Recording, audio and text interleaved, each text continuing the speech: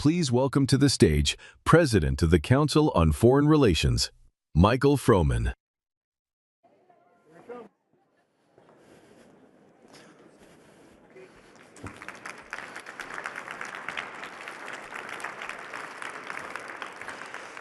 Good morning, everybody. My name is Mike Froman. I'm President of the Council on Foreign Relations, and we are delighted to be collaborating with the International Monetary Fund on the eve of the 2026 spring meetings. It's my job and my great honor this morning to introduce the Managing Director, Dr. Kristalina Georgieva, to help us understand what will be happening next week and give us an economic outlook, particularly with reference to what's going on in Iran and the global economy. We'll have 20 minutes of her thoughts, and then we'll open it up to questions, first from me and then from a couple of members of our audience. She truly needs no introduction, particularly in this hall, but she's been the managing director since 2019. She was reelected in 2024. Before that, as you know, she was CEO of the World Bank from 2017 to 2019, where she secured a $13 billion capital increase for the bank at a very difficult time. She is one of the most consequential economic leaders in recent history, and it's a great honor to call her a friend as well. Please welcome the Managing Director.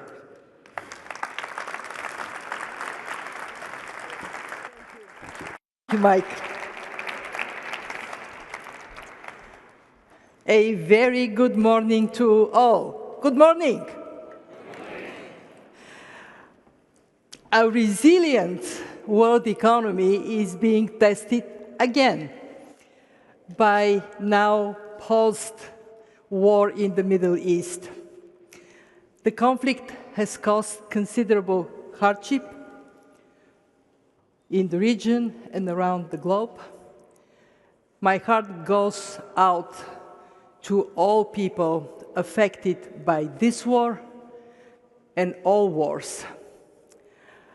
Next week, we would welcome ministers and central bank governors to our spring meetings. And our focus will be on how best to weather this latest shock and ease the pain on economies and on people. This requires understanding the nature of the shock, the channels through which it affects the economy, the size of the impact, and the policies that can mitigate it. So, what hit us? A supply shock that is large, with the world's daily oil flow cut by some 13%, and its LNG flow by some 20%. It is global, with all of us now paying more for energy and with supply chains disrupted around the world. And it is asymmetric, with its impact depending on proximity to the conflict, whether you are an energy exporter or importer, and your policy space. As always, a negative supply shock pushes prices up. As a point of reference, Brent jumped from $72 per barrel on the eve of hostilities to a peak of $120. Thankfully, oil prices have fallen, but they remain much higher than before the war, and many countries are paying high premium for access to precious supplies.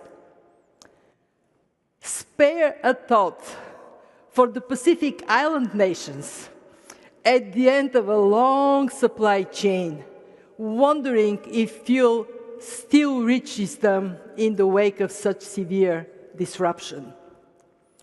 The supply interruptions have had and will, for some time, continue to have ripple effects, such as oil refineries disruptions because of the need to maintain minimum flow rates, with warning lights flashing in many far-flung places.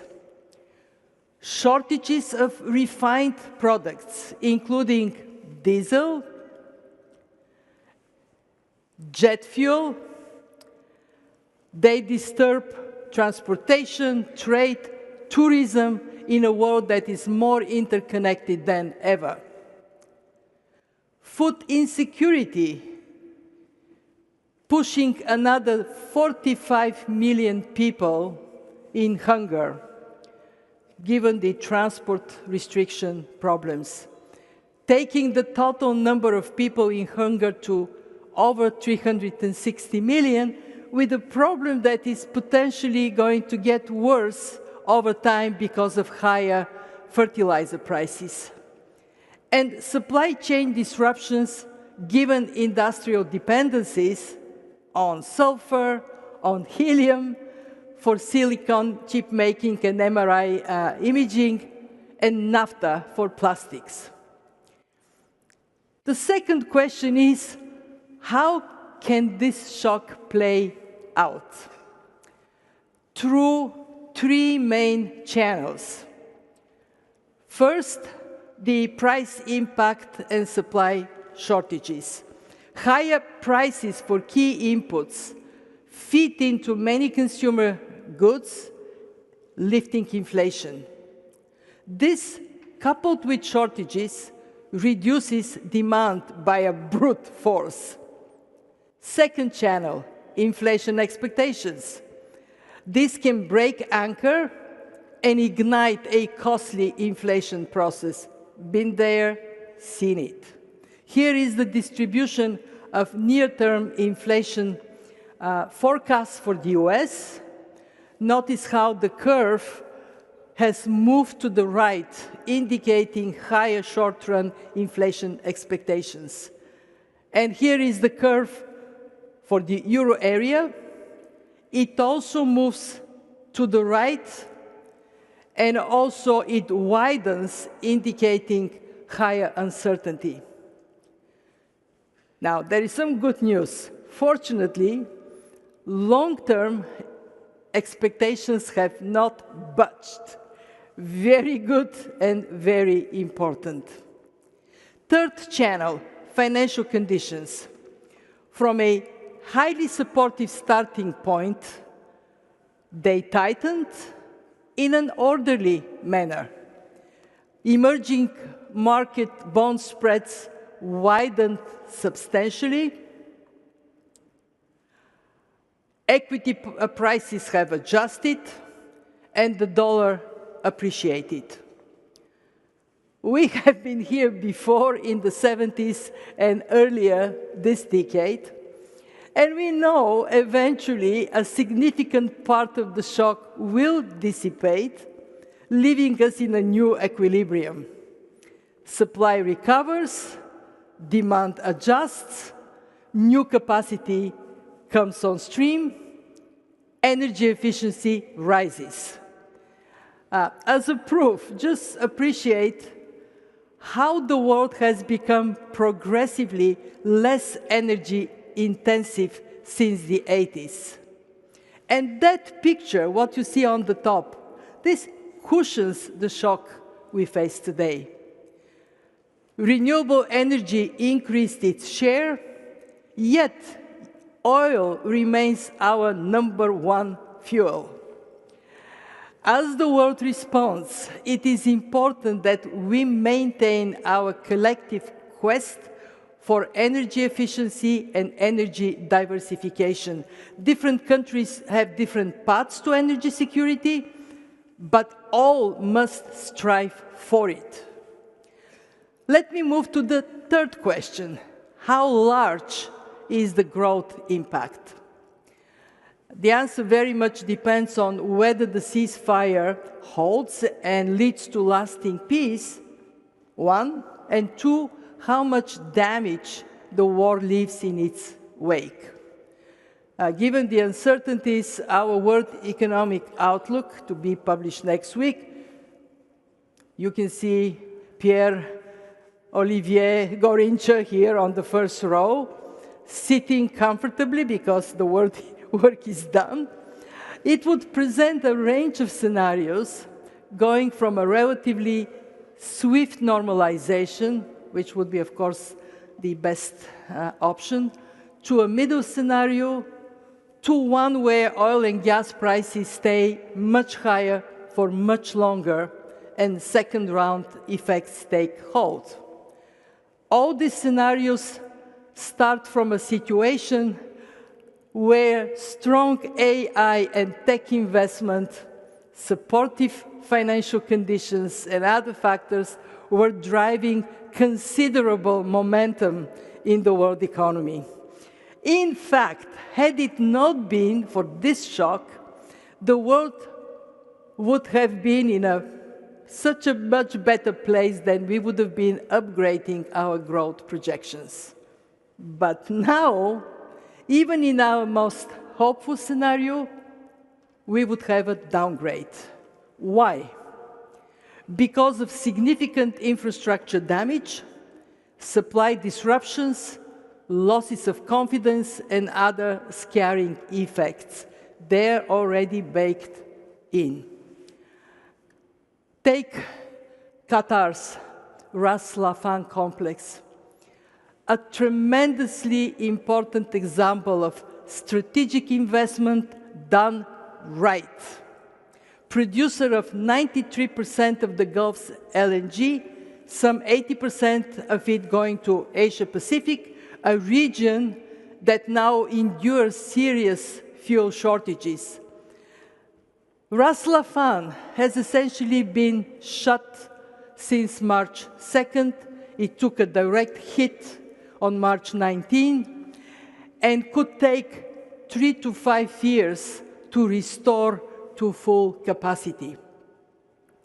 Even in the best case, there will be no neat and clean return to the statu quo ante.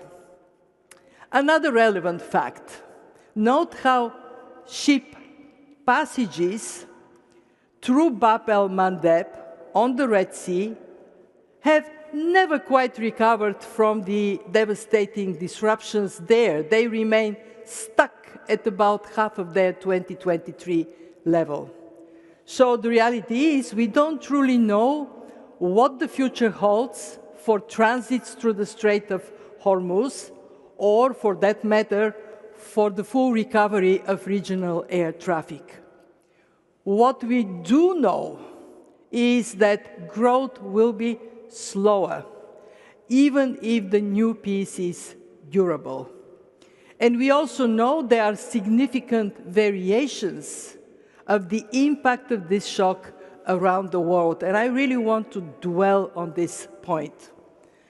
Countries able to export oil and gas undisturbed are the least affected. In contrast, countries directly disturbed by the war, including oil and gas exporters who suffered the blockade, and countries relying on imported oil and gas, bear the brunt of the impact. How bad it will be depends in no small measure on how much policy space countries have, how much buffering they can put in action. And that includes also how much they have as oil and gas reserves, given the 5-week gap we have seen in tanker traffic from the Gulf. So let me walk you through a few key charts to illustrate 3 points of differentiation. First, let's separate the world into oil importers on the left.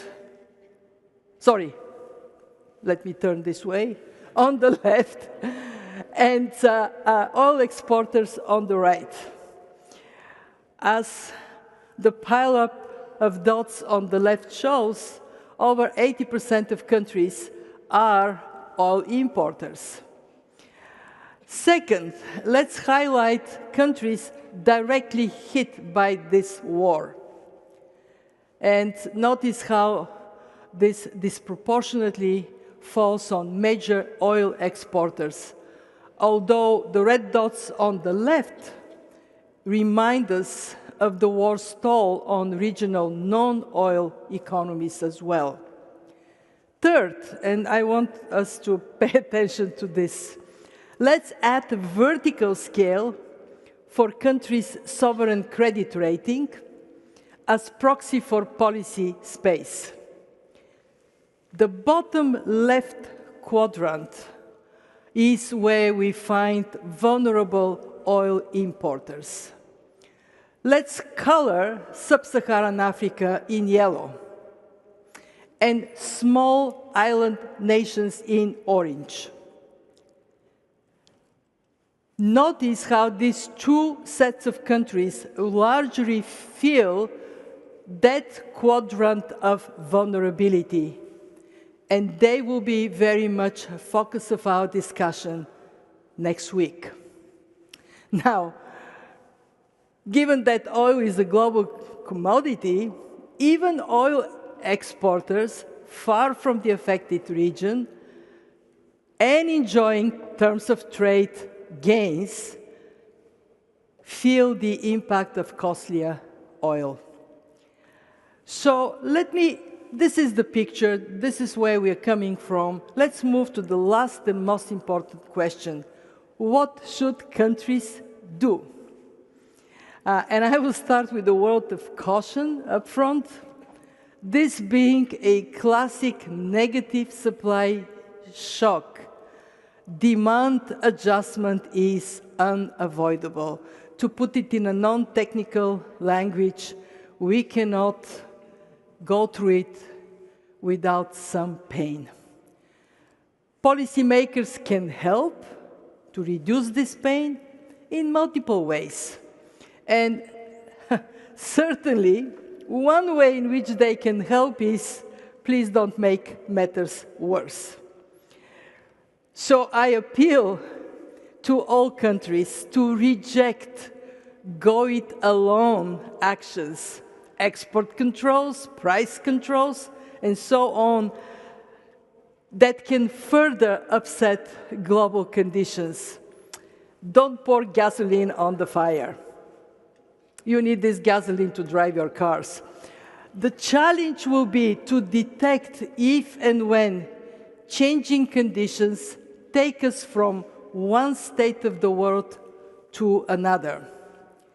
For now, there is value in waiting and watching, with central banks stressing their commitment to price stability, but otherwise staying on hold, with a stronger bias to action if credibility is in question. Fiscal authorities should provide targeted and temporary support to the vulnerable, aligned with their medium-term fiscal frameworks. Next, if inflation expectations threaten to break anchor and ignite a costly inflation spiral, then central banks should step in firmly with rate hikes. Fiscal support should remain targeted and temporary. Rate hikes, of course, would further dampen growth. That's how they work, and that is the right price to pay for price stability. Finally, in a severe tightening of financial conditions, they add a negative demand shock to the supply shock, and then monetary policy returns to a delicate balancing act, while fiscal policy, if and only if there is fiscal space, switches to well-calibrated demand support. So let's see what is actually happening out there. In monetary policy, What are markets telling us? That they're expecting major central banks to tighten their policy stance. Here we see 4 key market-implied policy rate paths, each showing an upward shift. In energy policy, we see many countries putting in place emergency conservation measures, from general campaigns to limits on private vehicle use to remote work. These and other steps are well documented by the International Energy Agency. By the way, this is the reason we formed a partnership, the World Bank, International Energy Agency, and the fund, where we concentrate on the macro side. What this graph tells us is that in terms of economic support measures, quite a number of countries are doing the right thing. They're going with targeted measures. They are shaping to be temporary. But then we also have broad-based measures, those that are in red. And while we haven't done a detailed analysis, it does worry me that there is so much red on this slide.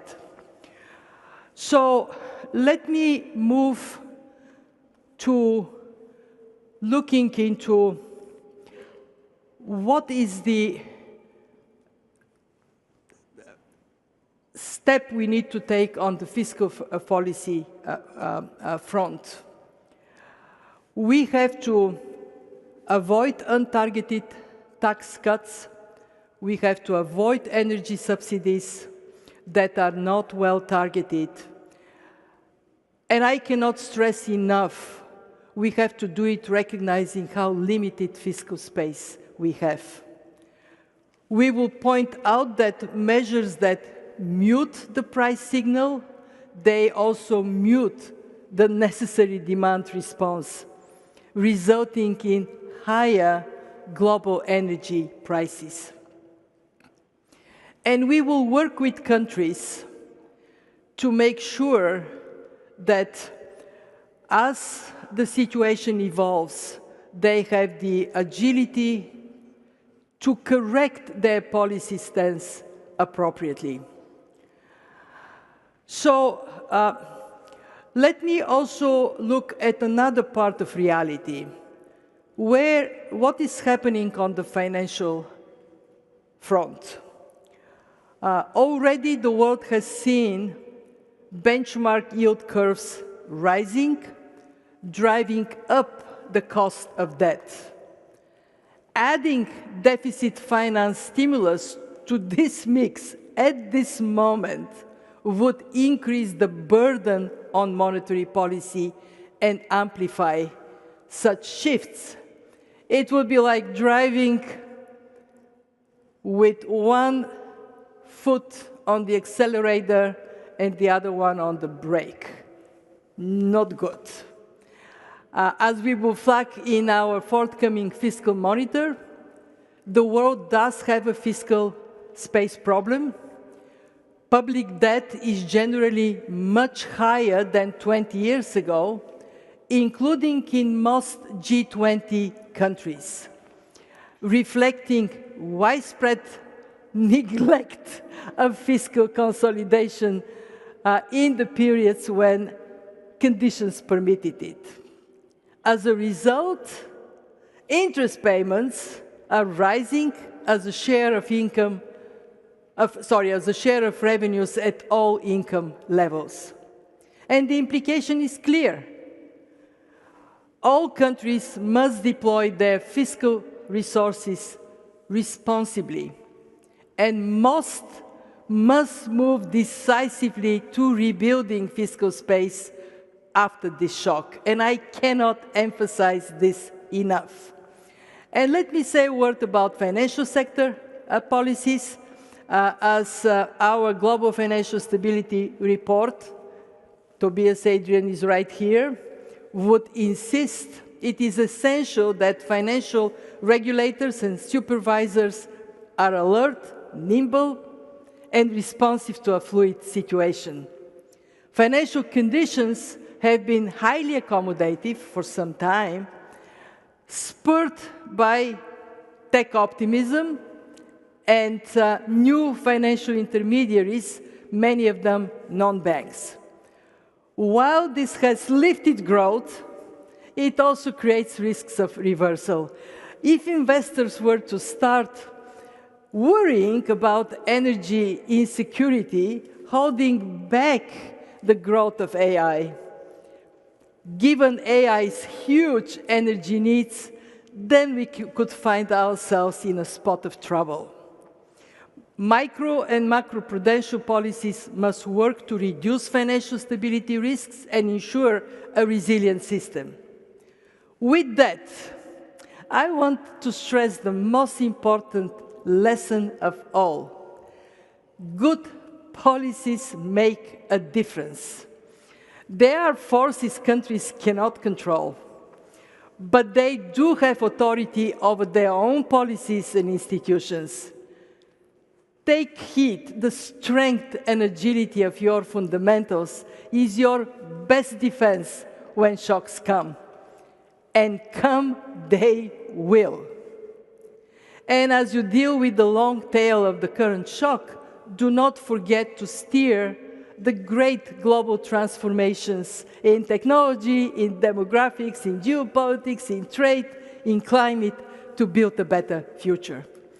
Your structural and regulatory policy choices underpin productivity and long-run growth, and growth potential matters enormously for stability. You grow more, all other things equal, you're in a better place.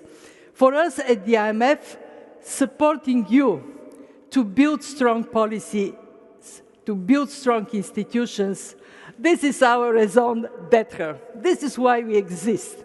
And as the firefighter, we are here for you when a crisis hits. Once more, let's take the vulnerable, a look at the vulnerable oil importing countries. Those that are in the left quadrant here at the bottom. We color in blue all countries with IMF-supported programs.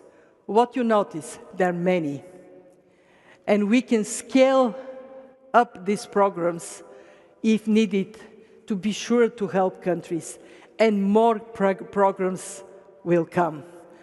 Given the spillovers from the war, we expect near-term demand for IMF balance of payment support to rise by somewhere between $20 and $50 billion, with the lower bound prevailing if ceasefire holds. 2 points worth noting here.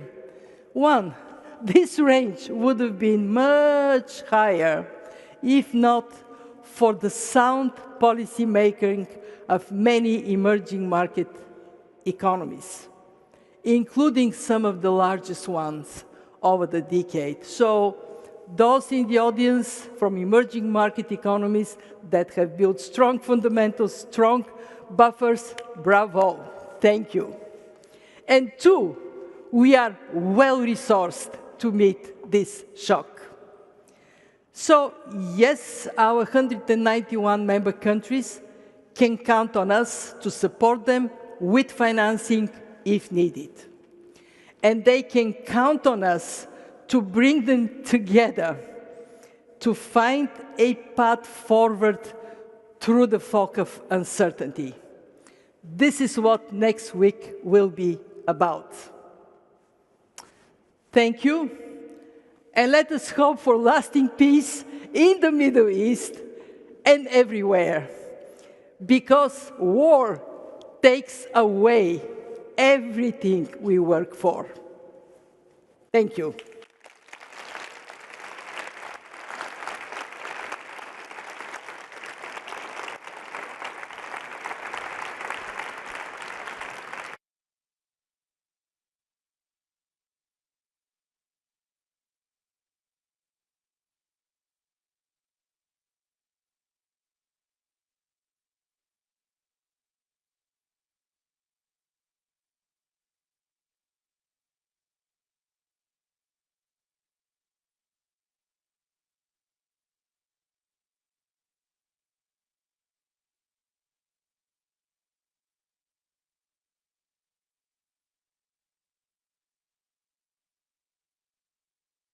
Wave. Back a little bit. Yes. If you go back a little bit further so we can get everyone. Yeah. Yeah.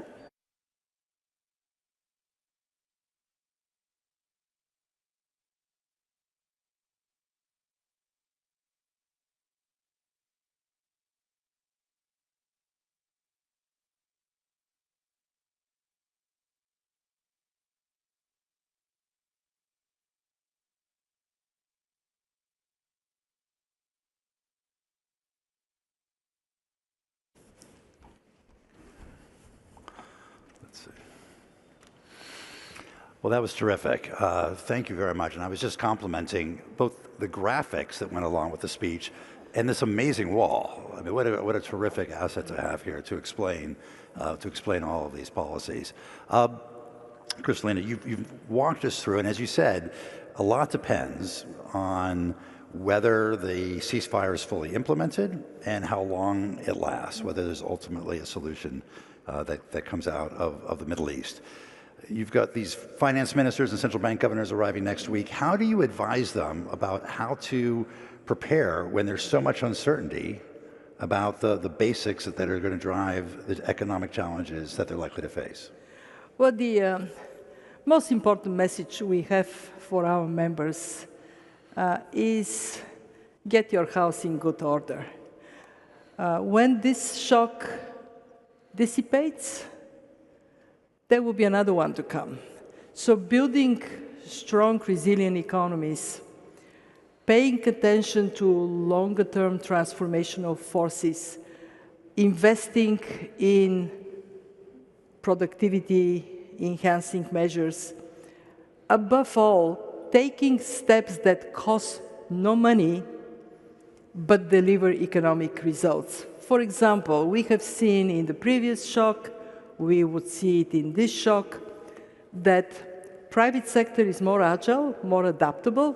One of the reasons the world economy has shown so much resilience is because of that private sector adaptability. Well, remove red tape, remove obstacles to innovation, create conditions for capital to take measured risk, and on that basis, lift up productivity. I am very mindful that this is easy to say and hard to do. This is why our teams have been working on what are structural policies that can support productivity enhancement and growth, and then on a country-by-country specific basis, work with governments for these policies to take hold. We also would be advising them work together. The world is interconnected. Yes, it is more fragmented. Yes, there are more tensions. But there is so much potential in working together within regions across the globe. And the meetings are a great way of nurturing this spirit of cooperation. And I want to thank I see in the audience many of our executive directors. I want to thank them for all the work they do to prepare their governors for that kind of inclusive discussion. So do no harm, do what costs no money, decisively, and work together. There's a phrase that's common in this city, which is don't let a crisis go to waste. Do you think when governments have a natural tendency towards complacency, even because some of these structural reforms are quite difficult, do you think there is a sufficient sense of crisis to get them to move along this agenda? I have seen countries taking advantage of a crisis for tremendous transformation. And I want to give a shout out to countries like Greece, Ireland, Portugal. They were in a massive crisis, Eurozone crisis.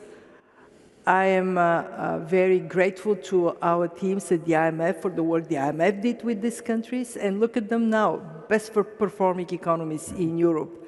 How did they do it? You buckle up, you do the tough stuff, you bring people with you. And the fact that today the president of the Eurozone is the Greek finance minister makes that point. political will, commitment, and ability to do tough reforms pays off. So more of this, less of this. You made the point that in the context of this supply shock, we're likely to see price increases. We could see a breakout of inflation, pushing central banks to raise rates precisely at the time that their fiscal authorities are going to be trying to ensure that there isn't a collapse of demand and slipping into a recession. How do you prioritize, how do you advise, again, these countries on the prioritization, the sequencing, and ensuring that they don't, as you say, put one foot on the gas and one foot at the brake at the same time? What is very important to recognize is that different from COVID, when all countries were in the same boat, we had demand and supply collapsing simultaneously, and governments, monetary authorities, fiscal authorities, they had to do all the same thing: monetary policy accommodation, fiscal policy accommodation. And they had fiscal space, many of them. They had policy space to do it. Now it's different. Now different countries are in a different place in terms of inflation. You look at Asia, for example, many countries in Asia have not been experiencing inflationary pressures. They may see some of it, but they're in a different place. And then you go to countries where inflation has not yet been defeated from the previous round. So very important for monetary policy to be calibrated to country-specific circumstances.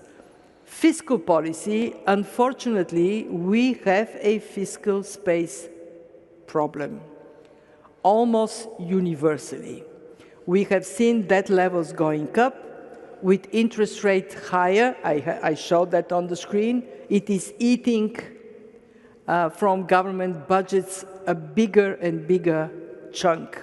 So fiscal policy absolutely everywhere has to be very careful not to put in place unaffordable measures. And this is why I was showing you the red on this screen.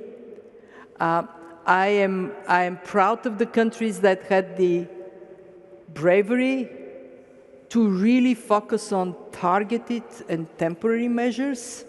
And I think, unfortunately, here there is no easy way around.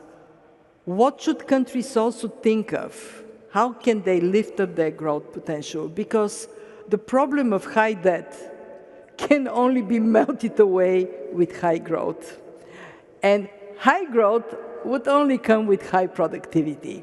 You look at the United States, where productivity has been growing robustly, and growth has been quite strong. Comes this shock, it is not as dramatic for the US economy. I think that there is a lot to be learned from the US in terms of creating innovation environment, in terms of deep capital markets and risk-taking attitude. I also think that in the US now with the deregulation there would be more woof in the economy, but be careful, don't deregulate to a point in which from asset that turns into a liability. So are you in that camp that believes that the AI-induced potential productivity increases is going to save us from all of our other economic problems? I am absolutely in the camp that believes that AI brings tremendous productivity enhancement potential. Our staff has done an analysis, and it says gain in productivity can be between 0.1, 0.8%. Actually, productivity turning into growth impact. 0.8 is massive. Even if we are at midpoint 0.4, this would lift global growth above the pre-pandemic trajectory. Now, could be even more. But We also at the fund are mindful of the risks for labor dislocation and labor market disruptance. We actually see in advanced economies 60% of jobs being affected by AI over the next years. This is like a tsunami hitting the labor market. And the issue is many of these jobs would be enhanced. They would be more productive, but there would be jobs that would be also eliminated. And we need to think hard and then work with private sector. How do we steer this process more consciously? And here is my problem. There are so many topics that hit us. I mean, I think that the world has developed a attention deficit disorder, that we can't really stay on one hugely important issue, which is how to gather the benefits of AI and mitigate the risks consistently. You know, let me ask the audience, how many of you are optimists about AI? How many of you are pessimists about AI? So here we go. The audience is with us. Thank you.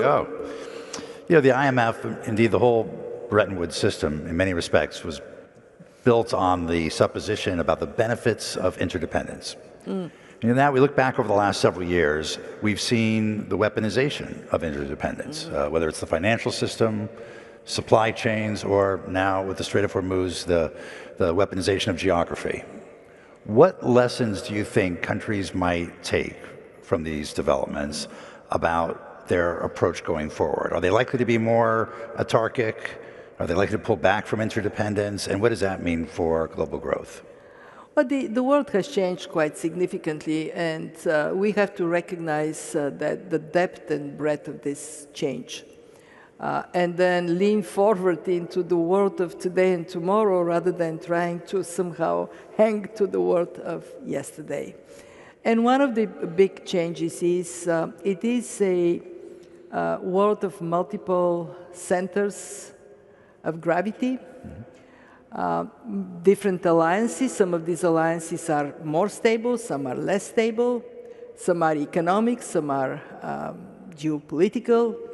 And that makes it more complicated for countries to figure out how to go about their dependency on relations with others. But let me say two principles are in play. The first principle is we are interconnected.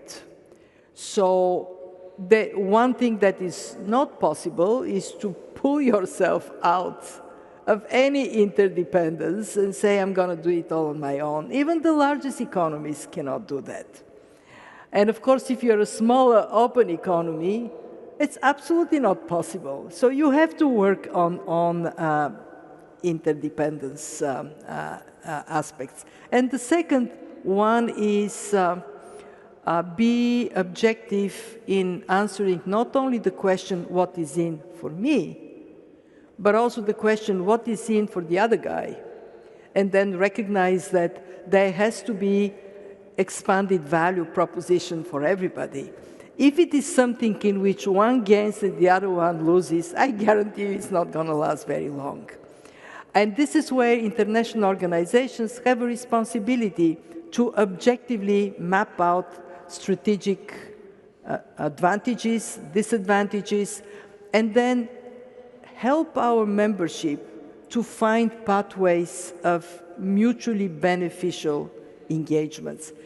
How do we do that? By being candid, by being honest in our analysis, not pretend that a problem doesn't exist, and then accept that sometimes some of our members, when we present this analysis, they may be a bit kind of rattled by it, and find a way to communicate the outcome of analysis in a way that countries would accept it. And that is very important for us to recognize that not always it is about being right.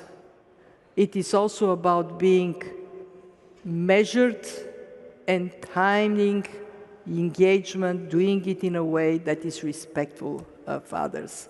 So a lot to learn. Everybody has to learn to live in this new world, and IMF is no exception. And I'll tell you, we have wonderful people at the fund that are on this learning journey every day. And what do we bring?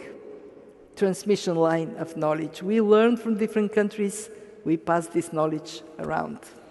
And with these changes that you were talking about, including disruption of the global trading system, greater fragmentation, how has the approach or the theory of the case for the IMF changed? Has it evolved over the last 10 or 15 years in terms of the kinds of advice it's giving countries? So, yes, of course, the world changes, the IMF changes as well. I would say the two very significant systemic changes I have seen in my time, and I have seen it in when Christine Lagarde was here being undertaken, are one, recognizing that the acceptability of reforms, the political economy of reforms matters, and that we need to understand how our policy measures affecting people, that ultimately all we do is for people. And that element of empathy, sometimes reforms are very painful, understanding that, and then thinking of mitigating factors to increase the acceptability of reforms, to improve engagement within society. And I see that really changed. I see it time and again when I engage with our members. And the second big change that has happened for the fund is that we now see that our headquarter base and our in-field presence, they need to work holistically. We are mostly headquarter-based institution. We have about 4,000 staff, 3,000 are here, 1,000 out in the field. But how we work with our training institutes, how we work with our regional offices, with our local presence, so we have that constant transmission of knowledge up and down that makes our ability to help countries more durable. I think also the fund has proven that we are indispensable in a world of frequent shocks. There is no other institution that can, as the fund, step in forcefully, protect our members, and protect not only for the benefit of the individual member, but also because of the spillover risks, because trouble travels. If one part of the world is disturbed and vulnerable, that vulnerability affects others.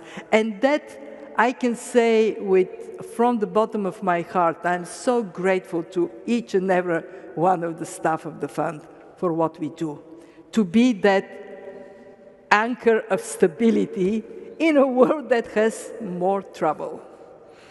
Terrific. So to the staff of the fund in the audience, bravo and thank you.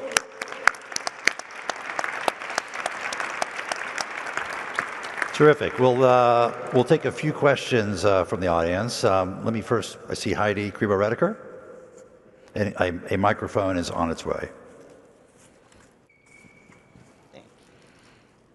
First of all, thank you so much, Managing Director and Mike. So in President Trump's FY26 budget, he called on Congress to approve the General Review Owed quota for the 16th review.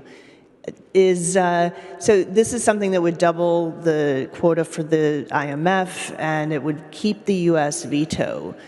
Is this something that I think, do you have confidence that this will, that Congress will act in a timely fashion given all of the challenges you just outlined?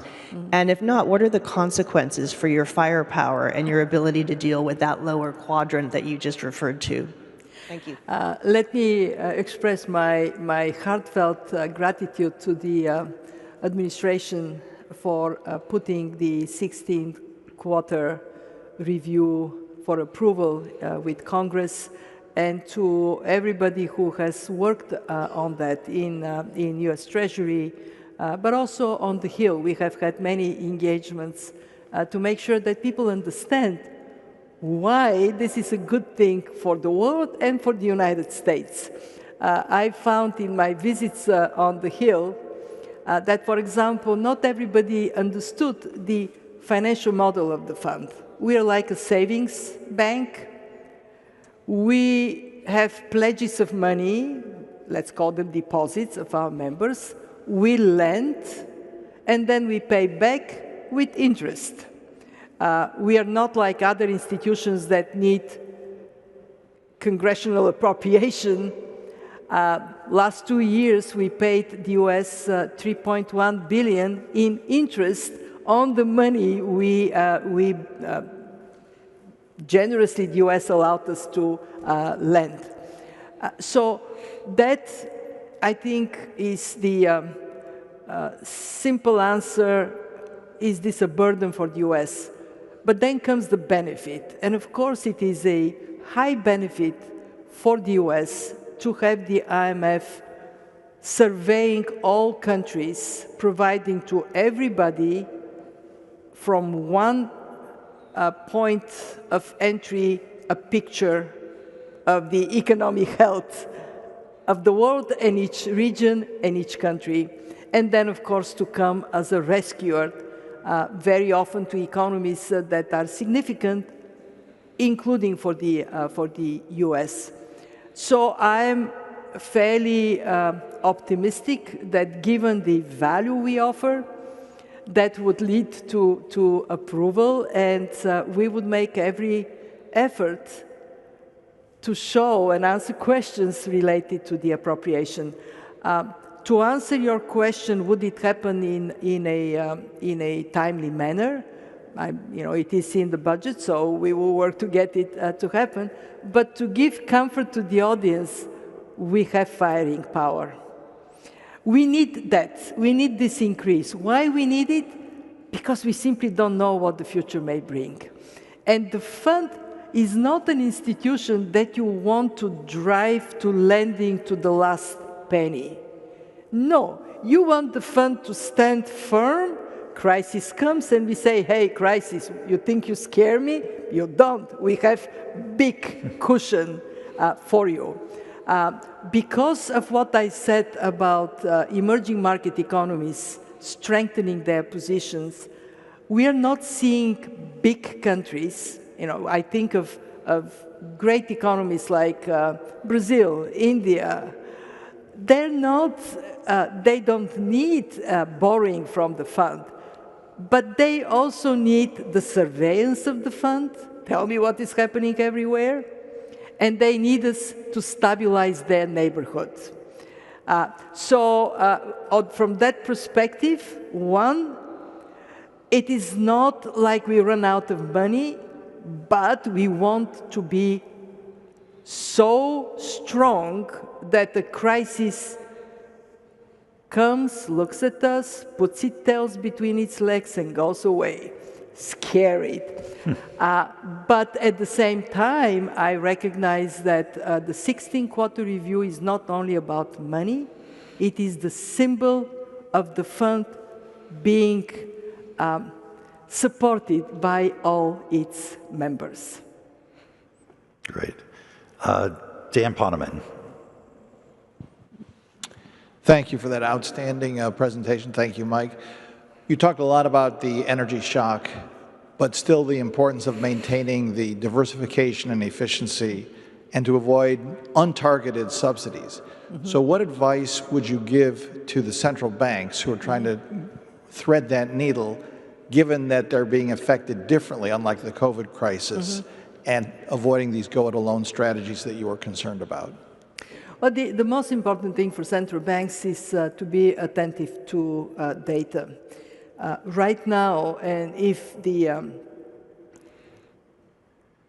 ceasefire holds, if it is a more short-lived disruption, it may very well be that central banks can sustain this watchful position, and the only way we would see impact is through slightly higher inflation that de facto means interest rates are lower. You know, when inflation goes up, interest rates may stay the same, but this is a little bit of easing. Now, if this situation changes, central banks have to be prepared to tighten. And that is something that is really important to recognize. They cannot afford to let inflation spiral out of control. There is a bit of a risk that central banks, having waited a bit too long during the previous inflationary episode, when they were not as fast, some of them not as fast as necessary, that they may feel compelled to urge, to rush into tightening rates. So we are telling them, don't do that either. You know, be watchful, concentrate on conditions, because if you tighten prematurely and unnecessarily, you're throwing cold water on growth. And then the demand may shrink, and then from a supply shock, you get into supply and demand shock, and it may get ugly. I walked you through the three scenarios: short-lived disruption, disruption that goes into inflation going up, and one that becomes expectations, long-term expectations being unanchored. The attentiveness to where you are, the clarity of assessing data is hugely important, and our teams would be doing also, from our side, very careful analysis of where we are. What we do depends on where we are. Okay. But I can tell you, it's not an easy thing to be a central banker these days. Why? Because for them it's either bad or very bad. That is, at this moment of time, they're in a tough spot. So send them a little bit of love. We love you. You're great. This is your job. The kinder, gentler IMF. We're sending love. Guillermo Christensen. Thank you, Mike. I got to say, I think you have a second career as a TED Talk presenter based on your, Guillermo Christensen, a member of the Council on Foreign Relations and also a partner at K&L Gates, a global law firm. And my work is a little bit like being a fire station. I put out fires, but I'm not an arsonist. So when you talk about geopolitical risk and disruption, I may be one of the few people here who sees the upside on that generally, which is why I was struck at Davos, and I think you hinted at this here, these geopolitical disruptions and risks are not all down, right? There are some interesting dynamics and elements. The disruptions in blocks create new blocks and things like that. I'd love to hear that positive message, because when I talk to boards and CEOs, they are all very pessimistic about this. In fact, they're just fatigued about the geopolitical risks. So, thank you. I'm so glad you asked this question, because indeed what we are seeing is when there is that reshaping of relations, new opportunities come. For example, take ASEAN. Trade within ASEAN is around 20%. In comparison, trade within the EU is 60%. So why are these countries not trading more with each other? And that is something that they're reflecting on. And we would like to help them to build not only more vibrant trade relations, but also to think about their collective strength and put it in place. Same applies to the Gulf. Countries in the Gulf actually have been working robustly on coordinating their reforms, improving their interconnectivity until this war affected them, but I'm sure this would be a longer-term trend in the Gulf. When you look at the continent of Africa, there is so much. If you take problems as opportunity, many of those, that comes with improving regional trade, regional integration. You take another angle, non-tariff barriers. The world is so rich of this obstacle to growth and development that just concentrating on robust action to eliminate non-tariff barriers in regions and do that systematically, big uplift. So, and even the EU is an existing entity. You look at their internal market, not completed. If they were to complete the single market, if they were to have, and I'm now more optimistic they will, and by the way, it is happening because of these shocks. They might have been more complacent otherwise. They have a capital markets union, that's great for the EU. It's also very good positive spillover effects for the rest of the world. And I think people like you, we probably should create the club of optimists. We need to recognize that a changing world is also a world in which unthinkable opportunities are presenting themselves, not only challenges. Yes, we have to care about the challenges as well, but hey, seek opportunities, grab them. Kristalina, we wish you and the IMF staff the best of luck next week with a very important set of discussions and are very grateful to you for sharing your perspective on the global outlook. Please join me in thanking the Managing Director. Thank you, Mike. Thank you. Many thanks to the audience. That's great. Thank you. Thank you.